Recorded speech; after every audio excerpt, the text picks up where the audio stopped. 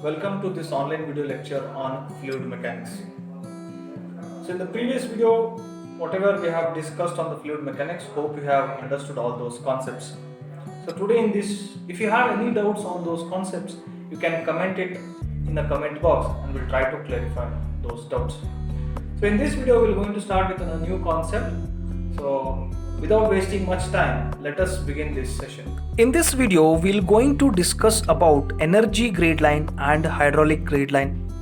Let us have a conservation of energy equation for a control volume with a one inlet and one outlet when the flow is steady and one dimensional.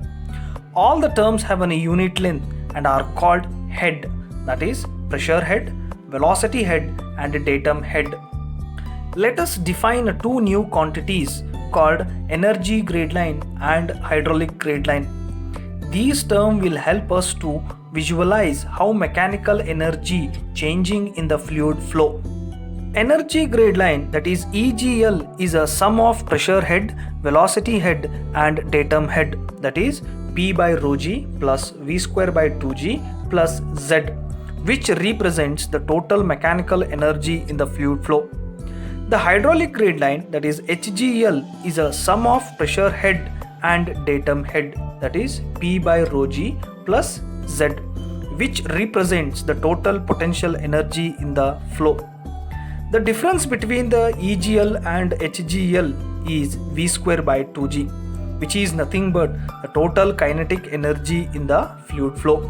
Here is an example how the EGL and HGL can help us to visualize how mechanical energy in the fluid flow changes as the fluid flows through different devices. On the left, we have a large reservoir which is connected to a pipe system. The liquid level at the top of reservoir is at a distance L from ground. We will assume the reservoir is so large that the height is not changing significantly with the time, which means we have a steady flow situation. At the top of reservoir, the flow speed, that is velocity, and the gauge pressure are 0 and elevation is L. Since the velocity is 0, both EGL and HGL curve at the top of the reservoir are equal to the height L. When a liquid flows through a sharp edge pipe, the liquid will gain a velocity and will experience a frictional loss due to separated flow at the entrance. The frictional loss causes the steep decline in the total mechanical energy, which is represented by a steep decline by EGL curve. However, the HGL curve declined more rapidly than the EGL since some of potential energy of a liquid is also converted into kinetic energy. In the section of a straight pipe, the pressure drops gradually due to the friction caused by the pipe walls. Since the flow speed is constant, the slope of EGL and HGL curve declines by the same amount. At any point along the flow, the distance from ground to fluid is called datum head, that is Z, and the distance between fluid and HGL curve is a pressure head. The distance between HGL and EGL is a velocity head. Both EGL and HGL curve drops rapidly at the wall side because of rapid decrease in the pressure head. After the wall, both EGL and HGL curve continues to decline due to the pipe friction. The mechanical energy in the fluid flow is increased or boosted by pumps by increasing the pressures.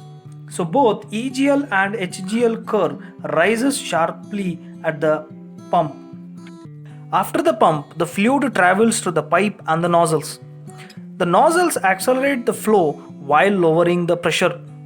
This means the EGL curve decreases gradually through the pipe and nozzles. The HGL curve drops gradually in the pipe and then drops rapidly at the nozzle, since the velocity head increases at the expense of pressure head. After the nozzles, the liquid travels to the small diameter pipe, resulting in a more rapid drop in the pressure, which results in a further decrease in the EGL and HGL curve. The turbine extracts the mechanical energy from the flows, so both EGL and HGL curve decreases sharply at the turbine. After turbine, EGL and HGL curve decreases gradually due to the pipe friction, since at the exit of a pipe the pressure is atmospheric, which is zero gauge pressure. The HGL curves are observed by creating a series of static pressure taps along the pipe system, and EGL curves are observed by using the pitot tubes in the pipe system. Height of liquid level in a pitot tube and a pressure tap are equal to HGL and EGL curves at that particular point. This is an example how HGL and EGL curve changes sharply when the liquid enters at each new devices.